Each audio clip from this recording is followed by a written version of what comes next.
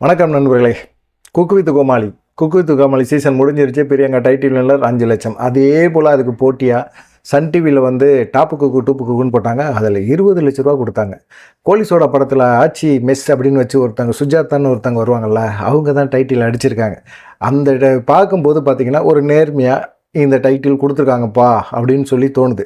விஜய் டிவியை விட்டு cook with கோமாளி ஏன் அந்த சைடு போச்சு? சன் டிவிக்கு டாப்பு குக்கு டூப்புன்னு போச்சு. ஏன் வெங்கட்பட்டு போனார்? அதே போல் ஏன் அந்த மீடியா மேன்ஷன் அந்த நிறுவனமும் ஏன் அங்கே போச்சு? அப்படிங்கிற மாதிரி பல கேள்விகள் இருக்குது. அப்போ பார்த்தீங்கன்னா விஜய் டிவிக்கும் மீடியா மேன்ஷனுக்குமே ஒரு பிரச்சனை பஞ்சாயத்து ஓடுது. அந்த பஞ்சாயத்துக்கு அப்புறம் என்ன செய்கிறாங்க, அவங்க இனிமேல் சுத்தப்படாது, இங்கே நிகழ்ச்சி தயாரிக்கிறது சரிப்பட்டு வராது அப்படின்னு சொல்லிட்டு அவங்க விலகுறாங்க. 4வது சீசன் பாதியிலே வந்து அவங்களுக்கும் விஜய் டிவிக்கும் பிரச்சனை ஓடிக்கிட்டே இருந்தது. இந்த மாதிரி சமயத்தில் அவங்களுக்கு வேறு ஆப்பர்ச்சுனிட்டி வருது. விஜய் டிவியில் சன் டிவியில் வருது. சன் டிவிக்கு அவங்க போகிறாங்க. விஜய் டிவியை விட்டு சன் டிவிக்கு போகிறாங்க. அப்படி போகும்போது வெங்கட் பட்டும் அங்கே போயிட்டார், தாமுவும் அங்கே போகிறார். அப்படி போகும்போது 2 பேருமே அவங்க சமூக வலைதளங்களில் வெங்கட் பட்டும் போட்டார், தாமுவும் வந்து அவர் வந்து பதிவு போட்டிருந்தார். இது மாதிரி நாங்கள் வந்து வேறு நிறுவனத்துக்கு போகிறோம், நாங்கள் சுயமாக முடிவு எடுக்கிறோம் அப்படின்னு சொல்லியிருந்தாங்க. காரணம் வந்து இவங்க 2 பேர்த்தையுமே கொண்டு வந்தது வந்து மீடியா மேன்ஷன் தான். அதுலேயும் குறிப்பாக வெங்கட்பட்டை. ஏற்கனவே தாமு வந்து சில விஷயங்களுக்கு வந்து விஜய் டிவிக்கு வந்திருக்கிறாரு, செப்பாக வந்திருக்கிறாரு. அதனால் வந்து அவர் விஜய் டிவி மேலே விசுவாசமாக இருந்தார். அவர் போட்ட பதிவெல்லாம் நீக்கிட்டு திரும்பவும் விஜய் டிவி வேறு ஒரு நிறுவனத்தை வச்சு குக்கு வித் கோமாளியை நடத்துகிறாங்க அப்படின்னு சொன்னோன்னே தாமுவும் இங்கிட்டு வந்துட்டார். வெங்கட்பட்டு என்ன செஞ்சிட்டாரு, என்னையே வளர்த்தது இந்த மீடியா மேன்ஷன் தான். அவங்க இல்லைன்னா நான் வந்து ஒரு செப்பாக வந்து இந்த ஷோவுக்கு வந்திருக்க முடியாது. ஷோ வேணால் விஜய் டிவி வந்து அவங்களுக்கு கொடுத்துருக்கலாம். ஆனால் என்னை கூப்பிட்டது வந்து மீடியா மேன்ஷன். என்னை தவிர வேறு யாரை வேணாலும் அவங்க கூப்பிட்டுருக்க முடியும். ஆனால் என்னை எதுக்காக கூப்பிட்டாங்க, என்னையை வளர்த்து விட்டாங்க அவங்க தான். அவங்க எங்கே போகிறாங்களோ நான் அங்கே போவேன் அப்படின்னு சொல்லி சொன்னார். அப்போ எல்லாத்துக்கும் கடுப்பு, பயங்கரமான கடுப்பு. என்ன வெங்கட்பட்டு இப்படி பேசுகிறாரு, விஜய் டிவி இந்த ஷோ ஒளிபரப்புலன்னா அவரெல்லாம் யாருக்கு தெரிஞ்சிருக்கும், இப்படி பண்ணிவிட்டாரு அப்படிங்கிற மாதிரி இருந்தது. நிறைய பேர் வந்து அந்த சைடு போனாங்க. குக்கு வித் கோமாளியில் இருந்தவங்க நிறைய பேர் போனாங்க. ரொம்ப பொறாமல், நிறைய வயிற்றுச்சல் எல்லாத்துக்கும் இருந்தது. இப்படி பண்ணிவிட்டானுங்களே அப்படிங்கிற ஒரு கோபம், விஜய் டிவிக்கு துரோகம் பண்ணிட்டானுங்களே, வளர்த்த கடை மாறில் பஞ்ச மாதிரி இப்படி பண்ணிருச்சே அப்படிங்கிற மாதிரி வெங்கட்பட்டையும் மீடியா மிஷன் இந்த இதெல்லாம் பார்த்தீங்கன்னா எல்லாருமே பயங்கரமாக திட்ட ஆரம்பித்தாங்க. சரி, திட்டுறாங்க அப்படின்னாலும் அதை தாண்டி விஜய் டிவியும் குக்கு வித் கோமாளியே நடத்துது. தாமு வராரு, மாதம்பட்டி ரங்கராஜ் வராரு, அவரும் வந்து ஒரு சிறந்த ஒரு செப்பு தான். அப்படி எல்லாருமே வராங்க. சரி, இந்த இதில் வந்து ரச்சன் அப்படியே இருக்கிறாப்புல, மணிமேகலை தொகுப்பாளர்னா வராங்க. இப்படியெல்லாம் சம்பவங்கள்லாம் நடக்குது. குக்கு வித் கோமாளியை வந்து டாப் குக்கு டூப்பு போட்டியாக நல்ல பெரிய அளவில் கொண்டு போகணும் அப்படிங்கிற மாதிரி அவங்க யோசித்து செயல்பட்ட போது என்ன செஞ்சாங்க, அவங்க ஞாபகத்தில் விஜய் டிவிக்கு வந்தது பிரியங்கா அப்படிங்கிற ஒரு விஷயந்தான் ஞாபகத்துக்கு வந்து பிரியங்கா உள்ளே கொண்டாந்து போட்டோம்னா எல்லாருமே பார்க்க ஆரம்பிப்பாங்க அப்படின்லாம் இவங்களாம் நினச்சிக்கிறாங்க, கற்பனை பண்ணிக்கிறாங்க. பிரியங்கா வந்து உள்ள ஒரு ஷோவில் இருக்குது அப்படிங்கிறதுக்காக பார்க்கணுங்கிற அவசியம்லாம் கிடையாது. அவங்க வந்து பார்த்திங்கன்னா இந்த விளம்பர இடைவெளியில் வந்து நடுவில் ஒரு நிகழ்ச்சிக்கு நடுவில் விளம்பர இடைவெளி மாதிரி தான் அவங்க தொகுத்து வழங்குறதையும் பார்த்துட்டு அப்படியே கடந்து போயிடுவாங்க. அவங்கெல்லாம் பெருசாக வந்து இது பண்ணுறதே கிடையாது. இந்த மாதிரி இருக்கும்போது பார்த்திங்கன்னா டாப்பு குக்கா டூப்பு குக்கா இல்லை குக்கு வித் கோமாளியா அப்படின்னு பார்த்தீங்கன்னா, குக்கு வித் கோமாளி பார்த்தே பழகப்பட்டவங்களுக்கு குக்கு வித் கோமாளி நல்லா இருக்குது. ஏன்னா அங்கே புகழ் இருக்காப்புல, குரேசி இருக்காப்புல, அதை தாண்டி பார்த்திங்கன்னா ராமர் பூசா வந்திருக்கிறாப்புல, இப்படி நிறைய பேர் வந்திருக்கிறாங்க, தங்கத்துறை எல்லாருமே இருக்கிறாங்க அப்படிங்கிற மாதிரி இருக்குது. இந்த மாதிரி சூழ்நிலையில் வந்து இவங்க என்ன செய்கிறாங்க, டாப்பு குக்கு டூப்பு குக்கு அங்கே போயிட்டு இவங்க வேறு ஸ்டைலில் பண்ண ஆரம்பிக்கிறாங்க. அவங்களுடைய நிகழ்ச்சியை வந்து 3 செப்புகளை வச்சு குக்குகளை வந்து பிரித்து அவங்கள பங்கு இருக்கிறவங்கள எல்லாத்தையுமே எலிமினேட் பண்ணிக்கிட்டே இருந்தாங்க. இது பார்த்திங்கன்னா நாளுக்கு நாள் குக்கு வித் கோமாளியா டாப்பு குக்கு டூப்பு குக்கான்னு பார்த்தீங்கன்னா கொஞ்சம் அப்படியே டவுனில் இருந்த டாப் குக்கு டூப்பு குக்கு வந்து அப்படியே வந்து பார்த்திங்கன்னா கொஞ்சம் கொஞ்சமாக டிஆர்பியில் ஏறி ரொம்ப இதாக போயிடுச்சு, பீக்கில் போயிடுச்சு. என்னடா அது இப்படி போயிடுச்சு அப்படின்னு பார்த்தா, ஏன்னா இங்கே குக்கு வித் கோமாளியில் பயங்கரமான ஒரு இது பெருசாகவே ஒன்றும் இல்லை, பழைய சம்பவங்கள் மாதிரியே சில நிகழ்ச்சிகளாக அப்படியே போட்டு தொகுத்து அப்படியே வழங்கிக்கிட்டே இருந்தாங்க. இது பார்க்குறதுக்கும் வெறுப்பாக இருந்தது.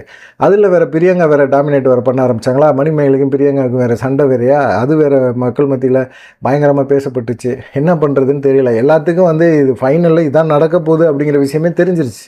பிரியங்காவுக்கு தான் அவங்க டைட்டில் வின்னர் கொடுக்க போகிறாங்க அப்படிங்கிற விஷயமே தெரிஞ்ச பிறகு என்ன பண்ண முடியும்? அதனால் மக்கள் ரொம்ப வெறுத்துட்டாங்க. அதே போல் ஃபைனலில் பிரியங்காவுக்கு தான் டைட்டில் கொடுக்குறாங்க. இது வந்து தாமுக்கு கூட இதில் வந்து உடன்பாடு இல்லை அப்படிங்கிற மாதிரி சொல்கிறாங்க. ஏன்னா ஒரு அசைவம் சமைக்க தெரியாத ஒரு பொண்ணு அசைவம்லாம் சமைச்சு டேஸ்ட்டு பண்ணாமல் எல்லாத்துக்கும் கொடுத்துருக்கு. அது வந்து பயங்கர டேஸ்ட்டாக தாமுக்கெல்லாம் இருந்திருக்கு அப்படிங்கிற மாதிரி சொல்கிறாங்க. அப்படின்னா அதெல்லாம் ஏற்றுக்கவே முடியாது. நல்லா சமைக்க தெரிஞ்ச மாஸ்டர் கூட கொஞ்சம் நக்கி பார்த்துட்டு தான் நல்லா இருக்கா இல்லையா அப்படின்னு சொல்லுவாங்க. ஏன்னா அந்த அளவுக்கு வந்து டேஸ்ட்டு பார்க்கம்லாம் எதுவுமே கொடுக்க முடியாது.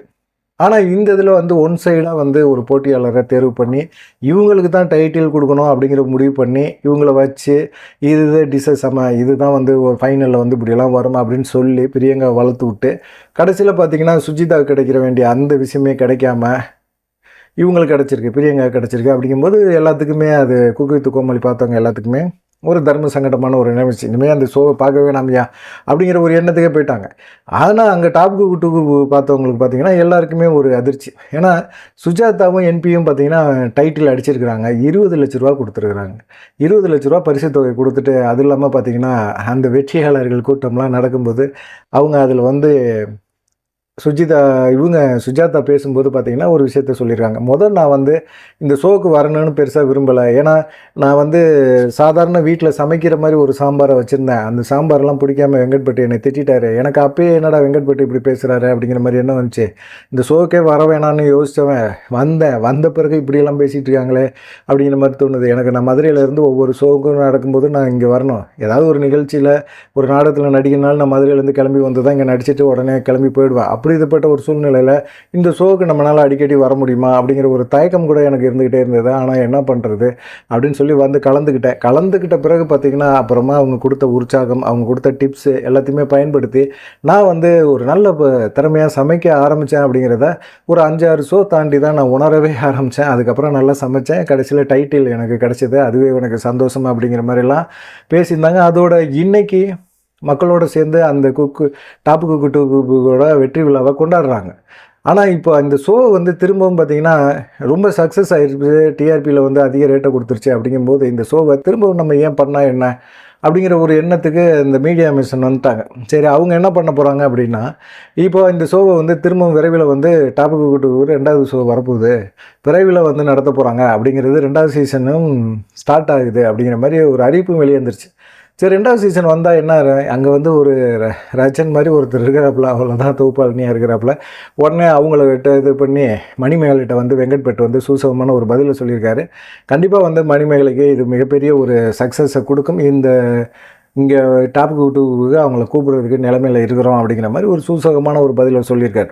கண்டிப்பாக மணிமேகலை வந்து டாப் குக் டூவுக்கு அவங்க கண்டிப்பாக தொகுப்பாளினியாக போகிறாங்க அப்படிங்கிறது உறுதியாக தெரியுது. இங்கே என்னப்பா குக் வித் கோமாளிக்கு யார் வரப்போகிறா அப்படின்னு பார்த்தீங்கன்னா, மணிமேகலை பிரியங்கா பஞ்சாயத்துனால இப்போ ஜாக்குலினுக்கு அந்த இது அடிச்சிருக்கு. ஏற்கனவே ரச்சன் ஜாக்குலின் இவங்களுடைய இது வந்து கொஞ்சம் எல்லாத்துக்குமே தெரிஞ்ச ஒரு இது தான். அதே போல் சமயத்தில் பார்த்திங்கன்னா ஜாக்குலின் சிரிக்கிறது, பேசுகிறது எல்லாமே ஆம்பளை குரலில் இருக்கும். அது ஒரு இதாக பார்க்காம நல்லா பார்த்திங்கன்னா காமெடியாக பண்ணிங்கன்னா எவ்வளோ கல்வி ஊற்றினாலும் ஜாக்குலின் வந்து வாங்கிக்கும். அப்படிங்கிறதுனால ரச்சன் வந்து நல்லா கலாய்ப்பாக பேசுவாப்புல அப்படிங்கிறத அவரை வச்சு சமாளிச்சிக்கலாம் அப்படிங்கிற மாதிரி இருக்காங்க. பிரியங்காவோட தலையீட்டினால மணிமேகலை வந்து விஜய் டிவி துரத்துன பிறகு இனிமேல் குக் வித் கோமாளி பெருசாக டாப் குக் டூ பெருசாக அப்படின்னு பார்த்தீங்கன்னா டாப் குக்கு தான் பார்க்குறதுக்கு ஆசை மக்கள் மத்தியில் இருக்குது. இது ரசிகர்கள் மத்தியிலும் சரி, ரொம்ப வித்தியாசமாக இந்த சீசன் முழுவதும் பார்த்திங்கன்னா பயங்கரமாக பண்ணியிருக்காரு. ஆரம்பத்தில் வெங்கட்பட்டு மேலே ஒரு துரோக பட்டம் கட்டினவங்க எல்லாருமே பார்த்திங்கன்னா வெங்கட்பட்டு இருந்தாதாயா இந்த சீசனே களை கட்டுது, அந்த ஷோவே களை கட்டுது, சும்மா தாமுலாம் நின்றுட்டு சும்மா ஒரு டைலாக் மட்டும் பேசிட்டு அப்படியே போயிட்டுருக்கிறாரு, அது சரிப்பட்டு வராது அதே அப்படின்னு சொல்லியிருக்கிறாங்க.